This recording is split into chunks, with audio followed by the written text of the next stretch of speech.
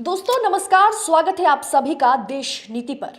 दोस्तों, मोदी और अडानी का खेल फिर एक बार शुरू हो गया है और इस बार यह खेल बहुत बड़ा आकार ले सकता है। भारतीय जनता पार्टी एक से बढ़कर एक चुनाव मशीनरी के दम पर जीतती चली जा रही है, चाहे वो वोटिंग मशीन हो या मशीनरी यानी चुनाव आयोग के सहारे हो।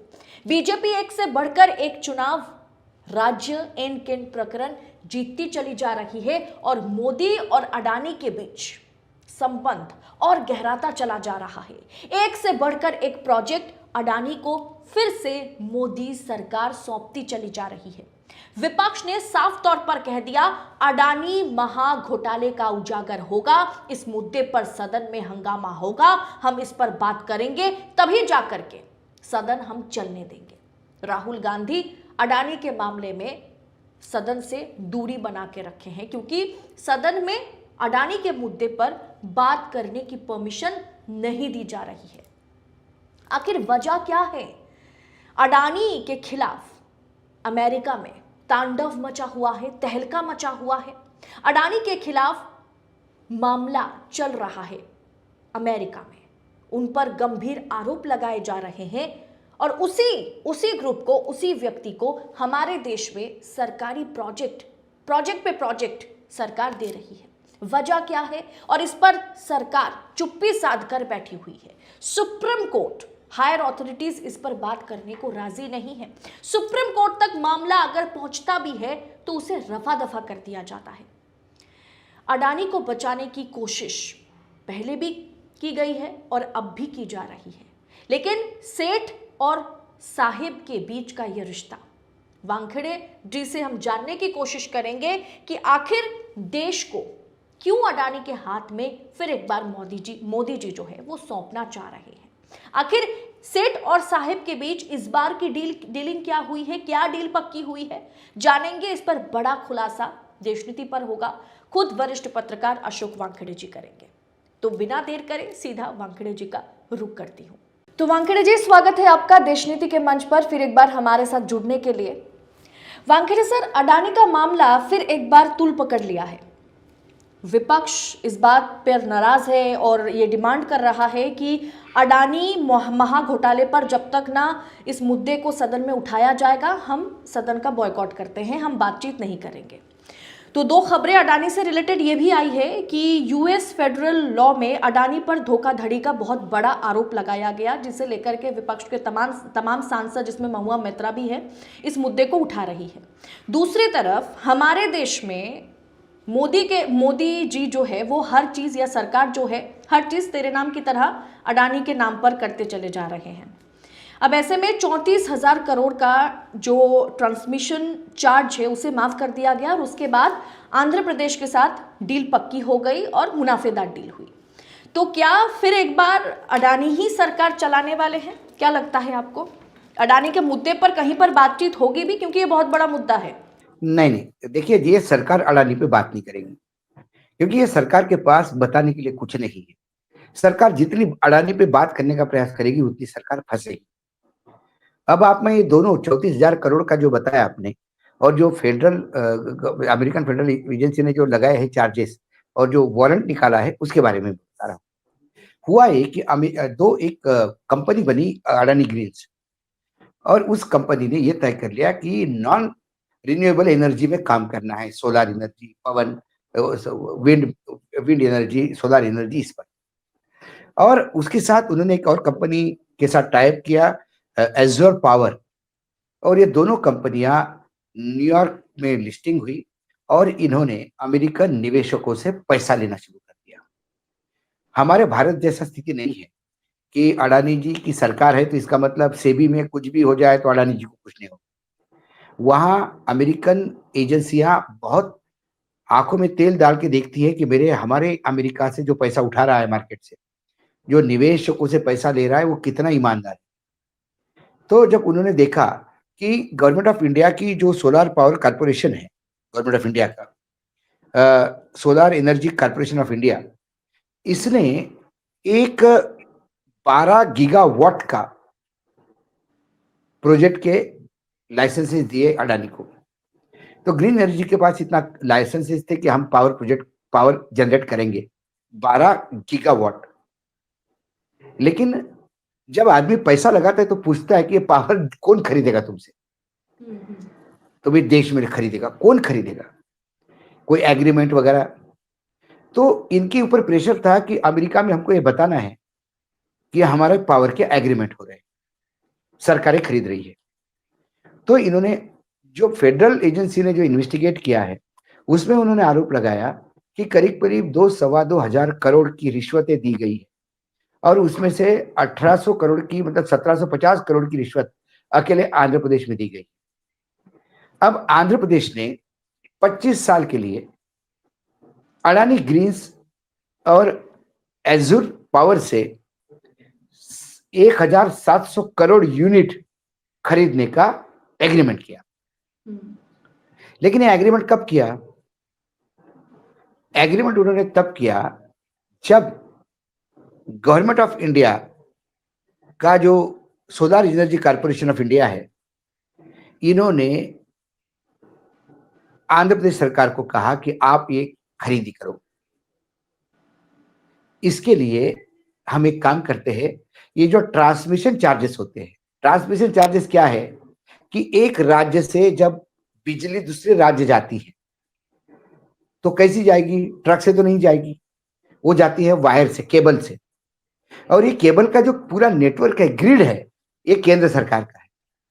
तो उस केबल से पावर भेजने का, भाई अडानी प्राइवेट प्रोड्यूसर है, पावर का खरीदने वाला आंध्र प्रदेश सरकार है, और बीच में वायर किसकी यूज हो रही है? केंद्र सरकार की। तो केंद्र सरकार उसका चार्ज लेता है 80 पैसे प्रति यूनिट। तो जो एग्रीमेंट हो गया आंध्र प्रदेश सरकार से, उस हिसाब से हर साल 1360 करोड़ रुपए केंद्र सरकार को मिलेंगे, पावर ग्रिड को, एज अ ट्रांसमिशन चार्जेस। सरकार ने वो चार्जेस माफ किए। 25 साल के लिए एग्रीमेंट है, तो ये 34,000 करोड़ का मामला होता है, क्योंकि ये चार्जेस माफ करने के बाद ही आंध्र प्रदेश सरकार ने बिजली खरीदी करने का तय किया। क्योंकि जो आंध्र प्रदेश सरकार को जो बिजली 2.49 यूनिट पे मिलती है पैसे, वो 80 पैसे जुड़ने के बाद 3.29 यूनिट पे होती। तो वो 80 पैसे सब्सिडी समझो केंद्र सरकार से। अब जब ये स्कैंडल आ गया कि भाई सिर्फ इन 2 कंपनियों के लिए क्यों, बाकी कंपनियों के लिए भी करते, सारे पूरे देश में एक कानून बना देते कि नॉन रिन्यूएबल एनर्जी जो है, चाहे विंड मिल हो, चाहे विंड पावर हो, चाहे सोलर पावर हो, इसके ट्रांसमिशन चार्जेस नहीं लगेंगे। तो हम समझ में आता है। लेकिन ये सिर्फ ट्रांसमिशन चार्जेस माफ सिर्फ अडानी ग्रीन के लिए और उनके द्वारा नियंत्रित अवसर पावर के लिए क्यों? ये फेवर क्यों? क्योंकि अडानी को अमेरिका में ये बताना था कि मेरा पावर खरीदने वाला कोई है। इसलिए जिस दिन लेटर निकाला गवर्नमेंट ऑफ इंडिया ने, मतलब पावर डिपार्टमेंट ने, मिनिस्ट्री ने, ये 30 नवंबर 2021 को पत्र दिया और 1 दिसंबर 2021 को आंध्र गवर्नमेंट ने एग्रीमेंट किया। उस एग्रीमेंट में उन्होंने एक और जुगाड़ भी कर दिया। वो जुगाड़ ये है कि हर राज्य के लिए एक कानून बना है, मतलब केंद्र ने एक कानून बनाया कि जो भी राज्य अपनी बिजली खरीदेगा, जितनी बिजली उसको चाहिए, उसका 1% फिक्स प्रतिशत वो नॉन रिन्यूएबल एनर्जी से लेगा।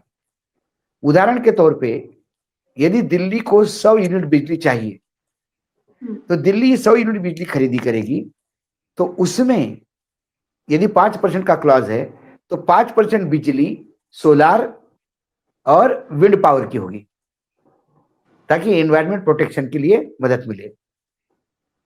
तो आपके स्टेट में जो बिजली बनती है वही आप खरीदोगे। तो सेंट्रल गवर्नमेंट ने ये क्लॉज उस ऑर्डर में ये एक बेनिफिट दिया आंध्र प्रदेश सरकार को कि जो बिजली आप अडानी से खरीद रहे हैं, उसको आप उस सेक्शन के तहत भी लो जिसको आरपीओ कहते हैं, रिन्यूएबल पावर ऑब्लिगेशन।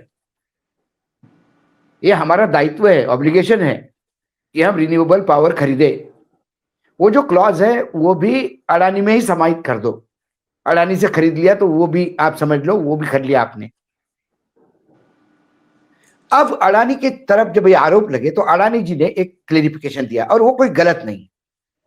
उन्हें क्लेरिफिकेशन ये दिया कि भाई ये जो ट्रांसमिशन चार्जेस खत्म किए, ये ट्रांसमिशन चार्जेस मुझे नहीं देने थे, ये आंध्र प्रदेश सरकार को देने थे।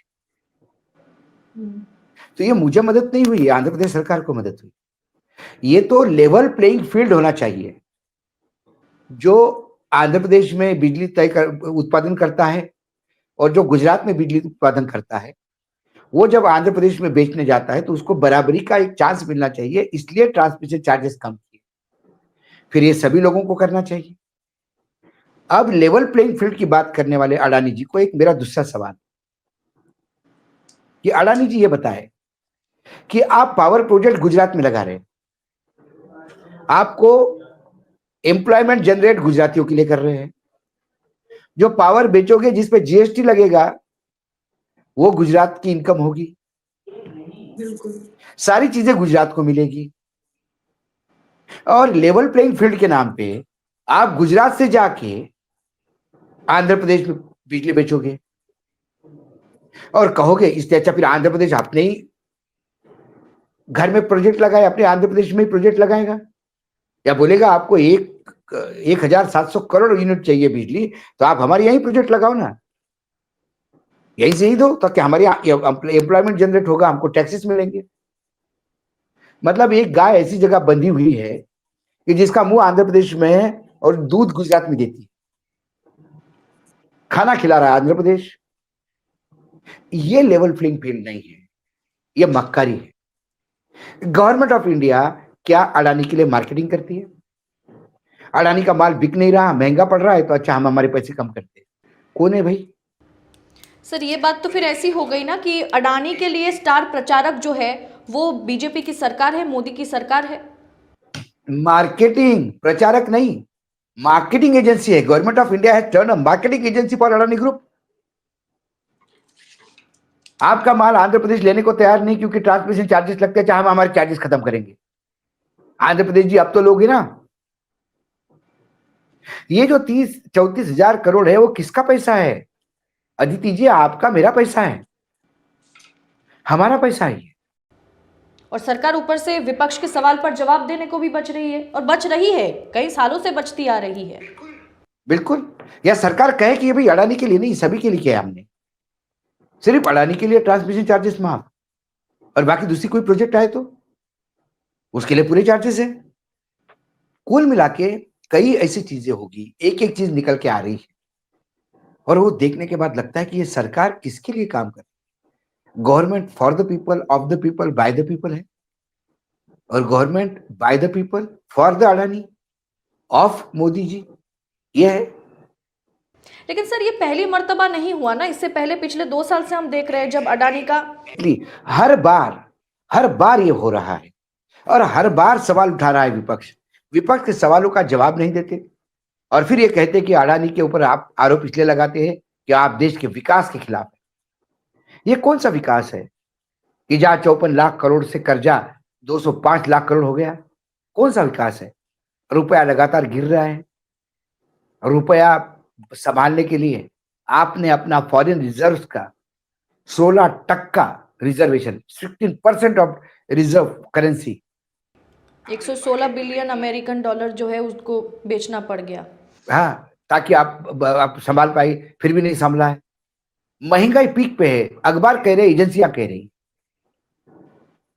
इस देश के 81 करोड़ लोग, जो 70% होते हैं, सरकार ने अनाज नहीं दिया तो भूखे सोते हैं। लेकिन सर सत्ता जिसकी बोलबाला उसका, बीजेपी चुनाव पे चुनाव जीतती जा रही है, कैसे भी करके हो, इनकन प्रकरण जीत तो रही है ना, इसी के चलते सारा कुछ हो रहा है। तो फिर मैंने बोला चुनाव की भी जरूरत नहीं ना। मैं तो पहले ही बोल दिया कि 2029 के लोकसभा चुनाव में बीजेपी 500 पार कर लेगी, क्योंकि ये मतदान जनता को थोड़ी करना है, मशीनों को करना है। मशीनें कर रही है, मशीनों का जवाब कौन देने को तैयार नहीं। न्यायपालिका चुप है, कार्यपालिका सेवा में लगी हुई है।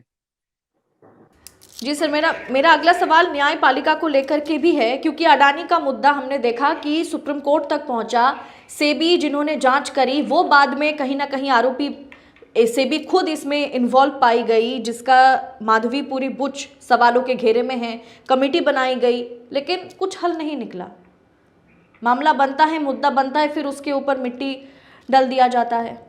मैं तो सीधा सीधा पूछता हूं, बाकी छोड़िए, सीधा एक सवाल है। गुजरात गवर्नमेंट ने अडानी जी को पत्र लिखा, आपने हमारे 3,900 करोड़ रुपए एक्स्ट्रा लिए हैं, वापस करें। वो एक्स्ट्रा किस लिए? आपने ओवर बिलिंग किया कोयले का। जो कोयला हमको बार बार हमसे एनर्जी चार्जेस के नाम से जो पैसा आपने इकट्ठा किया, वो आपने गलत बिल दिए। ओवर बिलिंग का मामला क्या है? मनी लॉन्ड्रिंग का मामला है। कोयला आया कहां से? कोयला जहां से भी आया, लेकिन बिल कहां रेज हुए? बिल हांगकांग में रेज हुए, बिल यूएई में रेज हुए, बिल सिंगापुर में रेज हुए। तो हायर बिलिंग करके जो पैसा बाहर भेजा, वही हवाला से वापस आता है क्या? या वही फिर निवेश बन के वापस आता है क्या? It's a pure case of money laundering. A government has asked money from the Gujarat government, जहां 30 साल से राम राज्य चल रहा है और 10 साल से डबल इंजन की सरकार। Why agencies are quiet? क्यों ईडी को कुछ नहीं दिखता उसमें? क्यों सर्वोच्च न्यायालय क्यों नहीं ये इसको सुओ मोटो लेती है? आज गुजरात ड्रग ट्रैफिकिंग का हब बना है।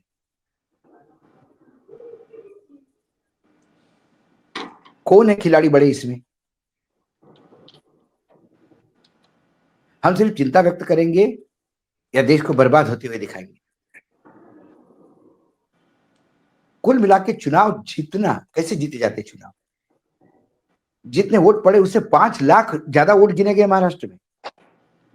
95 लोकसभा सीट 288 में से ये है जिसमें डाले गए वोट और गिने गए वोट में तफावत है। जिस गांव में 394 वोट है, 321 वोट गिरे, वहां 641 वोट गिने गए। उम्मीदवारों ने अपने जो वोट दिए वो उनको नहीं मिले। क्या है ये? 2024 से 2019 से 2024 में 5 साल में 37 लाख वोटर्स बढ़े,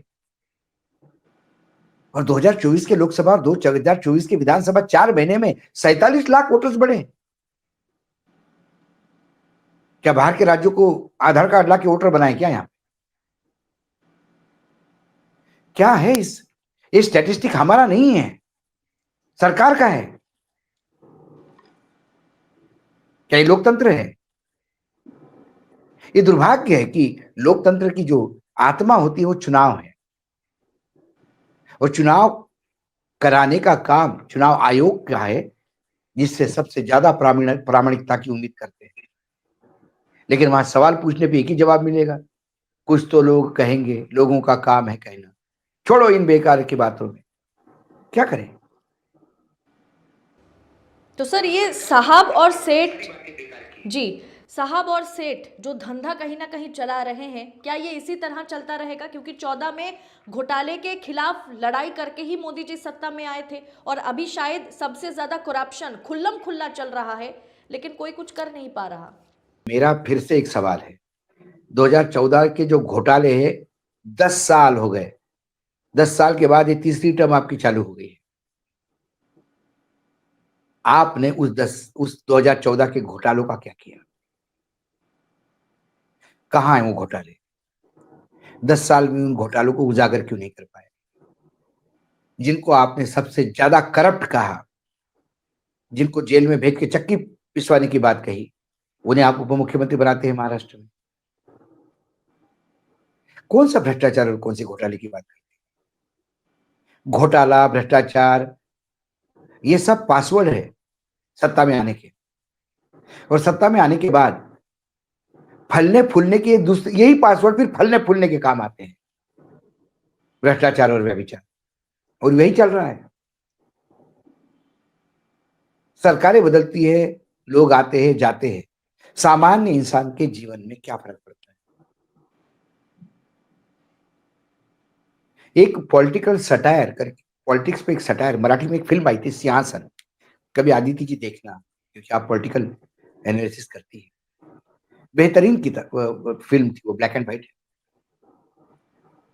उसमें नीलू फुले ने एक पत्रकार का किरदार निभाया और सिस्टम को देखते देखते वो पागल हो जाता है। अल्टीमेटली नीलू फुले फिल्म के एंड में एक पागल हुआ किरदार दिखाई देता है।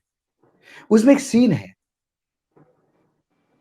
कि नीलू फुले अपनी सेविंग करने नाई की दुकान पे बैठा है और नाई उससे बात कर रहा है। बोले बताओ, फाइनेंस मिनिस्टर तो छोड़ेंगे नहीं मुख्यमंत्री को, पूरी तरह से घेर रखा है, और देखना इसको इस्तीफा होगा, नया मुख्यमंत्री बनेगा। तो नीलू फुले उसको एक ही डायलॉग मारता है, बोले अरे मुझे एक बात बताओ यार, कोई भी मुख्यमंत्री बने, तुम्हारे जीवन में कभी फर्क पड़ता है क्या किसी बात का?